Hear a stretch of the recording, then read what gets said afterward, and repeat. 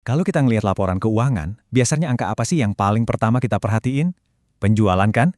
Tapi gimana kalau angka yang paling mencolok itu justru menyembunyikan cerita yang sebenarnya? Nah, hari ini kita bakal belajar jadi detektif keuangan buat ngungkap kisah nyata di balik angka-angka. Coba bayangin skenario ini deh. Sekilas, laporan sebuah perusahaan nunjukin angka penjualan yang lagi turun. Reaksi pertama kita gimana? Wah, pasti langsung mikir, gawat nih. Tapi apa ini benar-benar berarti perusahaannya lagi diambang kehancuran? Nah, ini dia misteri yang akan kita pecahkan bareng-bareng. Oke, setiap detektif itu butuh alat, dan alat utama kita kali ini namanya analisis komparatif. Dengar namanya sih kayaknya ribet ya, tapi sebenarnya konsepnya simpel banget. Kita cuma bandingin data keuangan dari satu periode ke periode berikutnya. Tujuannya buat ngelihat tren, lagi naik atau turun, dan seberapa cepat perubahannya. Anggap aja ini kaca pembesar kita. Baik, siap. Mari kita mulai investigasinya. Langkah pertama, kita akan lihat perubahan penjualannya. Tapi kita nggak cuma bakal lihat angkanya doang, kita akan hitung persentase perubahannya biar dapat gambaran yang sesungguhnya. Formulanya gampang banget. Kita ambil nilai tahun ini, kurangi dengan nilai tahun kemarin, terus hasilnya kita bagi lagi sama nilai tahun kemarin. Simple kan? Nah, kenapa harus persentase sih? Soalnya ini ngasih kita skala. Coba deh bayangin, penurunan 1 miliar rupiah itu beda banget kan artinya buat perusahaan raksasa sama perusahaan yang baru mulai.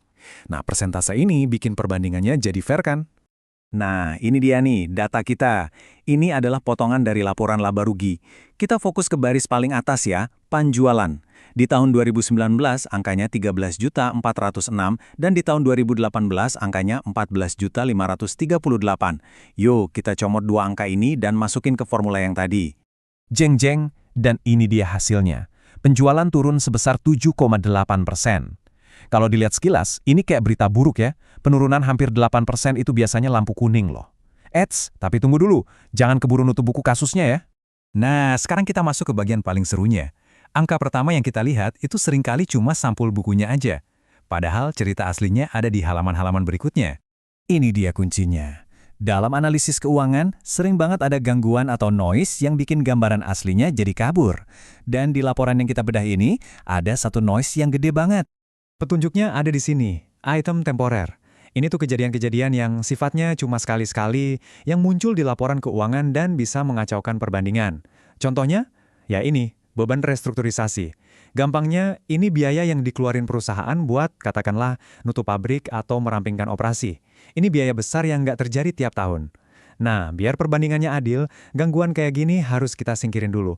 Dan inilah dia tersangka utamanya. Coba lihat di kolom 2018, ada baris beban restrukturisasi, nilainya 1.290. Sementara di tahun 2019, biayanya 0. Biaya dadakan di tahun 2018 ini bikin laba usaha di tahun itu anjlok, jadi cuma 130.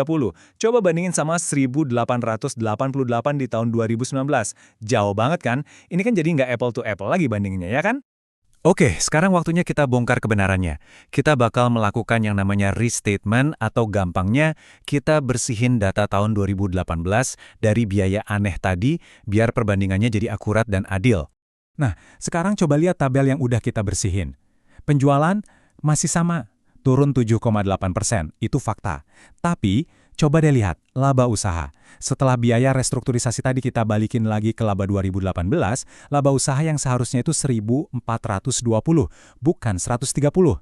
Dan, boom, tiba-tiba ceritanya jungkir balik. Laba usahanya justru meroket 33%. Luar biasa kan? Slide ini ngerangkum seluruh misteri kita dengan jelas banget. Di kiri, penjualan anjlok. Di kanan, laba operasional yang sebenarnya malah terbang tinggi. Gimana bisa?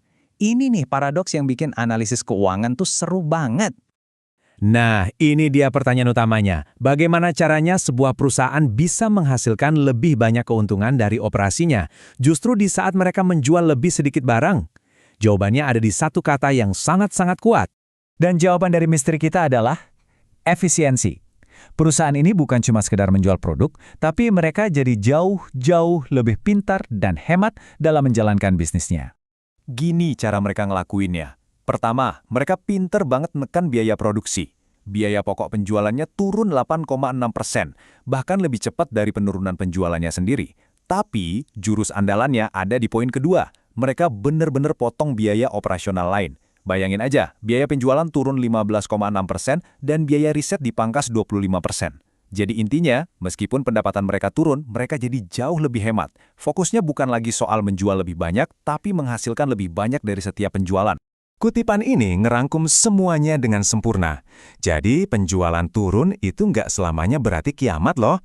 Kadang itu justru tanda kalau sebuah perusahaan lagi berbenah, jadi lebih ramping, lebih efisien, dan ujung-ujungnya lebih kuat.